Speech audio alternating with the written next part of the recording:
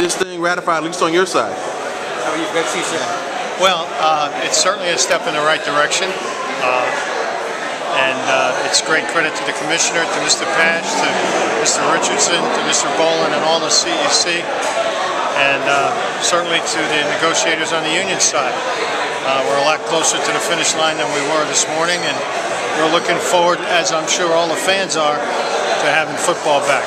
Now you got a lot of work to do, a rookie supplemental draft. So how will that work? First of all, well, we've got lots to do, but we're prepared to do it. We're anxious to do it. We hope that we do it very soon, like in days. And if that's the case, then it'll be long hours and a lot of work, but it'll be fun too. It's said that the lockout will kind of somewhat, not that anybody really wins from this, but if there is a team that will kind of be healthy, it will be a team like the Colts that have an established quarterback and an established head coach and don't have a lot of turnover. Well, I think that's conjecture. We'll see. We've never been through this before. We've never been through a situation where we've had to add so many people in so short a time, and where there's been so much turnover on clubs. So it's going to be difficult on clubs with new coaches, that's for sure, much more so than on clubs with established systems.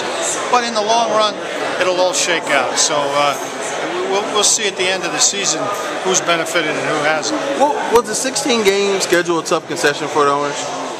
Well, I don't want to characterize any particular issue, because what negotiations are is a trade-off. Right. You give one here to get one there.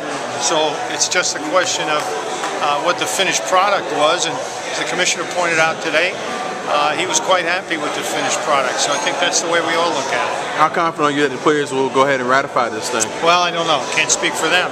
Our hope is, I'm sure every fan's hope is, that it happens quickly and we're back to football. That's what everyone wants. Can you tell me what the vote count was in that? It was unanimous. Unanimous? Yeah. There may have been an abstention, I'm not sure, but no one opposed it. Good thing the Raiders abstained. Okay, if that's the case, then there were absolutely no opposition. Okay. Bill, I want to ask you this. What's the greatest challenge for you now in this sprint to get, free agency, to get your roster set? Well, I think the greatest challenge for us is keeping our own free agents. We've got a lot of them that are UFAs, and traditionally, because of where we are with the cap, with Peyton's salary and the tender, we're not going to have a lot of cap room. So our battle is going to be how many UFAs can we keep. I certainly don't think we can keep all of them, but we're going to give it a good try. And as usual, in our case, as has been the case for the last 5-6 years, our free agents are our own free agents. We don't go out there in the marketplace.